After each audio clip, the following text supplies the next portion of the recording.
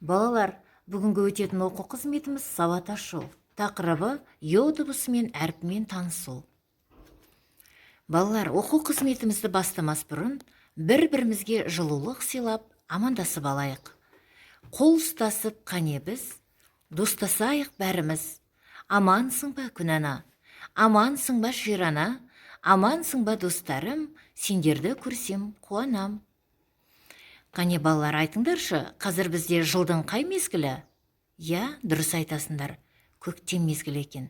Көктем мезгілінде қандай өзгерістер болады? Құстар жылы жаққа ұшып келеді екен. Қар еріп, жылғалардан су ағады. Жаңбыр жиі жауады. Ал адамдар болса, қызу еңбек үстінде болады екен. Ал мына суретке қараңдаршы, не көріп тұрсыңдар? Бұл қыздың атын Жанар дейік. Жанар не істеп отыр? Жанар талдарды ақтап отыр екен. Талдардың түбін ақтап отыр. Ал Жандос не істеп жатыр? Жандос жер қазып, көшет отырғызып жатыр екен. Балалар, бізді айналадағы қоршаған табиғаттың бәрін не деп атаймыз? Қоршаған орта деп атаймыз, Қарап тұрсаңдар, бүкіл жер шарындағы қоршап тұрған орта, табиғат, бәріне иелік ететін адам екен. Ал адам сол қоршаған ортаны аялауға міндетті екенбіз. Бүгінгі өтетін оқу қызметімізде балалар сауат ашуында танысатын әрпіміз, біздің дыбысымыз йо дыбысы. Қараңдаршы, мынау йо дыбысы екен. Қане айтыңдаршы, йо. Өте тамаша. Бұл йо дыбысы, балалар, орыс әліпбиінен енген дыбыстар екен бізге. Енді йо дыбысын қане біз ауада жазып көрейік. Тамаша. Енді балалар, йо дыбысын біз қараңдаршы. Айтқан кезде, біз йо дыбысын айтқан кезде, и, о болып естілгенмен, біз жазғанда йо әрпін жазады екенбіз. Йо дыбысы ол дауысты дыбысқа жатады екен. Йо дыбысынан келетін сөздермен танысайық. Монтер, шахтер. Монтер ол кім?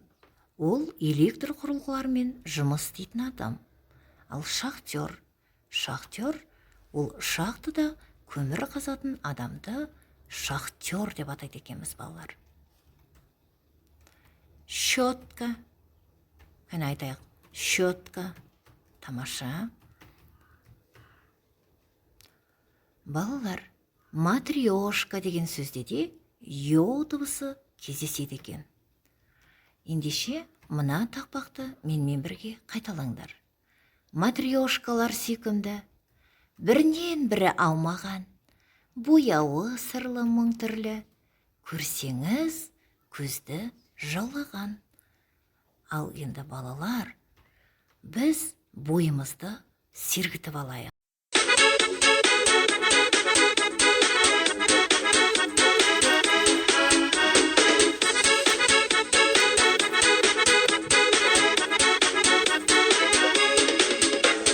Тербедік жемісін сезім бақтың, сыйластықтың алауын өзің жақтың.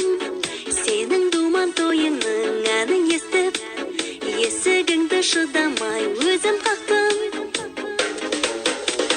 Бүгін қандай тамаша, көңілді күн, көңілді күн, көңілді күн. Сені қуанышыңмен құттықтаймын, бақытты бол Жандосым. Балалар, біз шахтер сөзіне дыбыстық талдау жасайық. Ш дыбысы. Дауыссыз. Дұрыс айтасыңдар.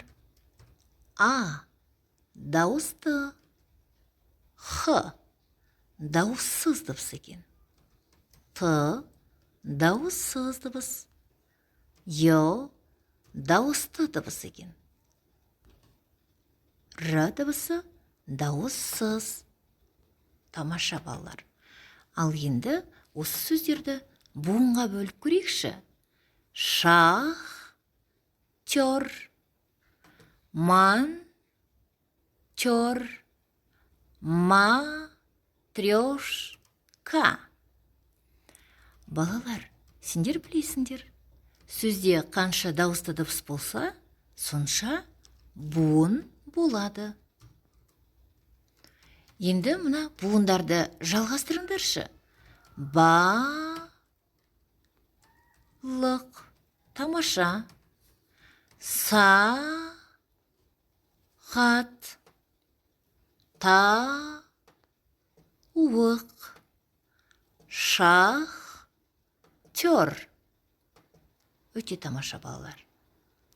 Балалар, бүгінгі оқу қызметі сендерге ұнады ма? Ендеше балалар, мен сендерге үйге тапсырма беремін. Мұқият тыңдап қараңдар. Мына жерде балалар, бірінші тапсырмада не бейнеленген? Ағаштың суреті бейнеленген. Ағаштың суретіндегі үзік сызықтарды бастырып сызып, ағашты әдемілеп бояймыз. Және астындағы гүлді де дәл солай үзік сызықтарды қосамыз да гүлдің не істейміз? Суретін бастырып сызамыз. Ендеше балалар, сау, сәлемат болыңдар. Ықылас қойып тыңдағандарыңа рахмет.